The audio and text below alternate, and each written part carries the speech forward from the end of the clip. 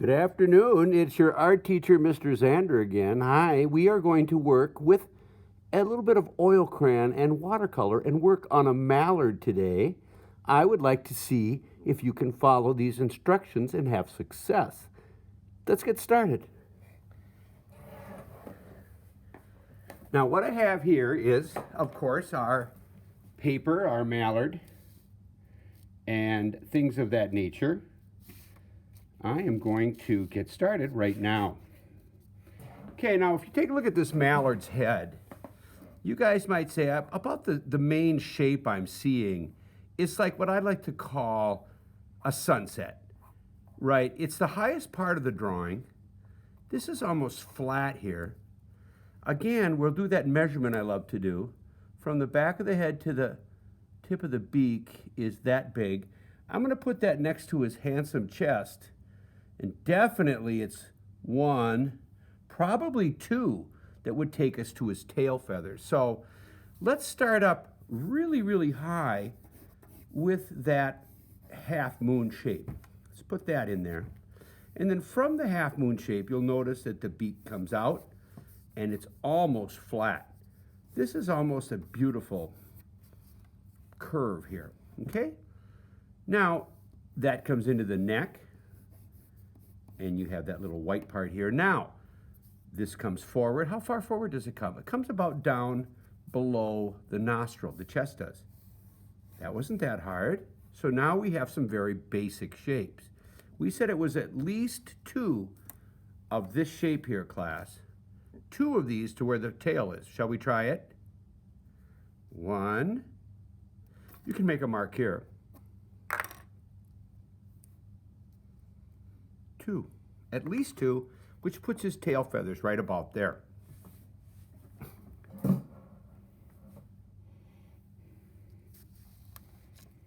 That looks good. I'm just positioning this better. Okay, back to work. Okay, now how wide is he? Let's measure from the top of the head to the bottom of the neck. Top of the bottom of the neck is yay much. Oh my goodness, that's easy. From the top of the head to the bottom of the neck is the width of the animal. Boom, and put a little mark there. Now we know where the water is. Very good. Now you see a little bit of his foot underwater. I'm going to show you a little bit of what you can do with water. Water's fun, and I will talk about that in this lesson also. Let's see. And did I put that foot too far forward? I think I might have. Let's see how far back it is. The foot is, it starts right about at 1. Okay, ready? It starts right about at 1. So nope, I made the foot a little bit far forward, and then this is the tail here. Really, that's the basic shapes of that mallard, Mr. Mallard, I call him. Now, let's try this, class. As we go back over it with our pen, I always like to see if I can improve it a little bit. Maybe I missed something. He's got this pretty little thing here that I like. And we talked about his nostril. This part, this is very duck-like, to kind of have kind of a rounded shape there, and then this eye kind of rests on it like that. That's very, very duck-like. And we have these nice round forms. I think that's a pretty good head. We said that the chest comes into the water, and again, I will show you what we can do with water. This comes back out, and it seems to me that you have the start of a little foot here that we see, not much of it. That comes up into here, and then that beautiful tail. Now, you might say, what's next? Well, if you want to use oil crayon, and I recommend some oil crayon, that's always fun to do with this project. We could do it all in watercolor, but let's use a little bit of water. Let's use a little bit of oil crayon to suggest some things. What? The oil crayons are on the floor. I think we can add our rich yellow for the beak. I could have done that in oil crayon also. And I'm going to kind of have some fun with my fluorescent crayons, kind of picking up a little bit on that foot. Now, think about it, class. If you have a little bit of a foot underwater, you have a beak there, you would probably see a little bit of the reflection of the beak in the water. I'm going to put that in next. Okay, very good. I think we can do the head with a nice green. Perhaps we could have some fun with some of these markings that I'm seeing here. I'm going to do that in a blue for some reason. And I'm going to do that in a nice blue for some reason. I'm just trying to use a lot of different colors and make a lot of interest. Maybe we can do the browns a little bit later. I'm seeing a very nice dark color here. I think I'm going to try my purple. There we go. And I think we could do the rest in watercolor. I'm going to balance a little bit here. A little bit of balanced purple. And I think we can do the rest in watercolor. Let's see. Okay, now, I'm going to look in this thing and see if there's anything resembling in the screen. All right, Ducky, you are going up. Up you go. That's pretty good, Mr. Duck. Okay, now, again, we're getting back to our watercolor, and I'm going to mix a nice dark watercolor. I'll mix it over here on the table, and I'm looking at that green. I wonder how much of that green I can actually get. I probably could have got a richer green with the oil crayon, but I want to try what we call mixed media here, class. That's really nice. It's really dark, though. Maybe we'll put in a little bit of blue. When you get the color you want, what we're going to do is a similar technique. We're going to put some color in, and then we're going to let it smear. Okay, so I'm going to put this beautiful dark green down there, and then I'm going to let it smear up. And I'm going to put some of the beautiful dark green here, and I'm going to let that smear up. This is the darkest part here. Here, if you notice in the picture. Okay, guys, now, can we add any of that green somewhere else to balance it? Sure, I'm going to put some right here. You might say, well, Mr. Z, I don't see any green there. Guess what? Now you do. Okay, now let's get that water going. Soften it. Soften it. Soften it. And the water does a lot of the work for you. It also creates volume. You'll see volume under there. And if you want it a little bit darker to show more volume, you can add a little bit more. You can go back. It's really nice. Do we have any other green? I think we're going to have to add a little more green here. Now, he seems to have a brown chest. I am not a fan of brown as a watercolor, but I love brown, like, you know, as a skin color or as a tree color, right? Brown is beautiful, black is beautiful. For this one, I want a little bit brighter color. So I think I'm going to play with my purple. And I'm going to play with my purple right here.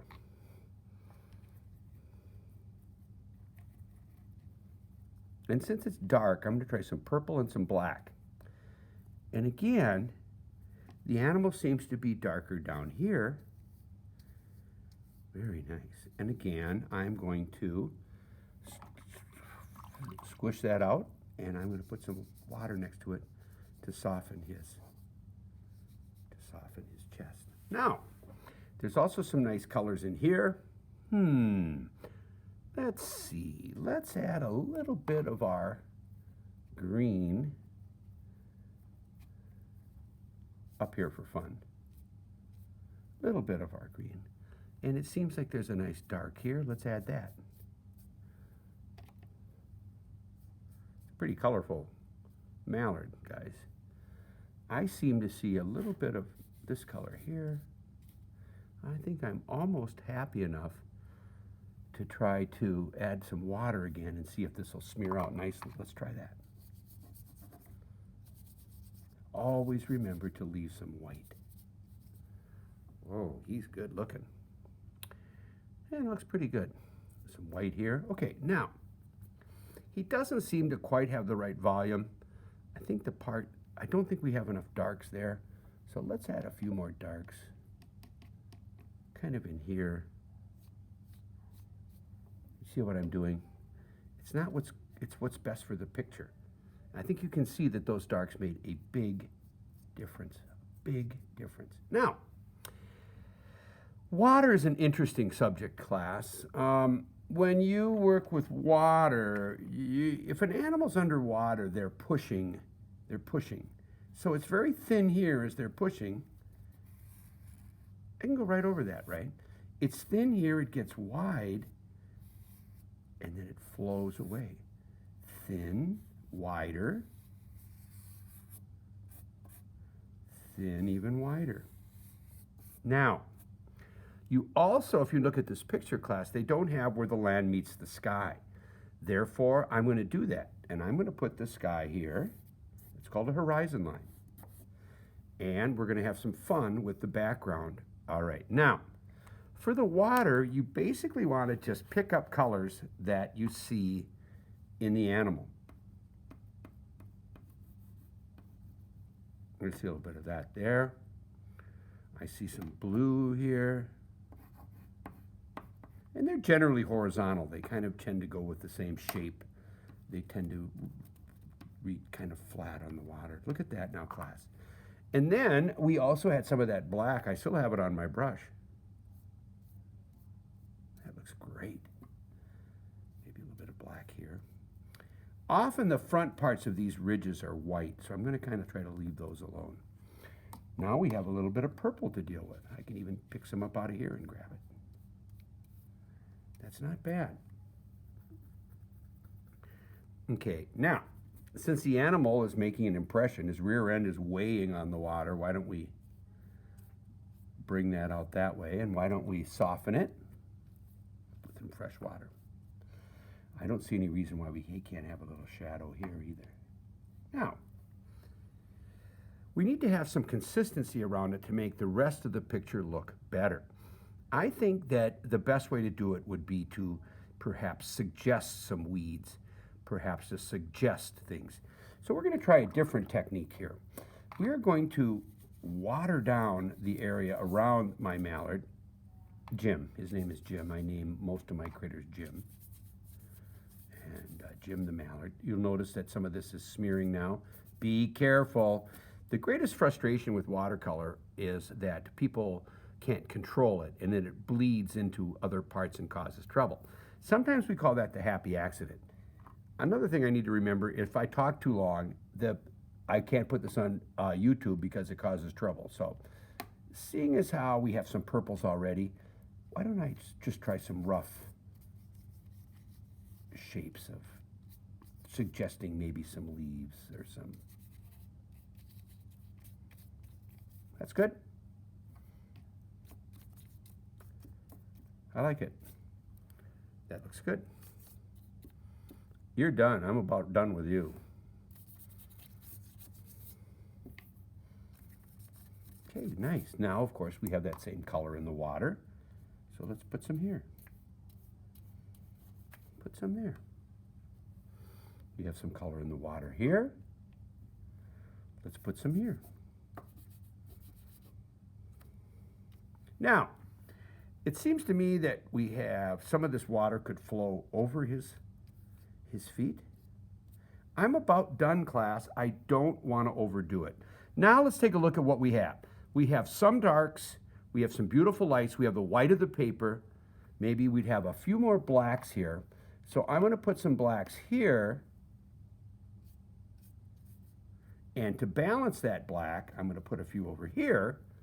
And finally, I'm going to put some in the sky to really balance the blacks. Well, what's that in the background, Mr. Z? It's black paint to balance color. All right, I'm going to take out my pen and give it a Zan 2020.